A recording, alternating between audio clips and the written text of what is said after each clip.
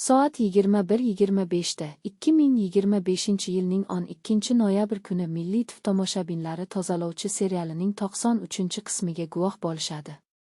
Bu asar oddiy serial emas, hayotning o'zidan olingan hikoya, har bir tozalangan chang ortida bir ayolning og'riqli, ammo kuchli hayoti yashiringan. Har yangi qism inson ruhining sinovlari, tanlovlari va o'zini topish jarayonini yanada chuqurroq ochib beradi. Serial ijodkorlari nafaqat kuchli ssenariy, balki o'ziga xos obrazlar orqali tomoshabinni hayajonga soladigan muhitni yaratgan. Asosiy qahramon ichki qudrat va sabr timsoli.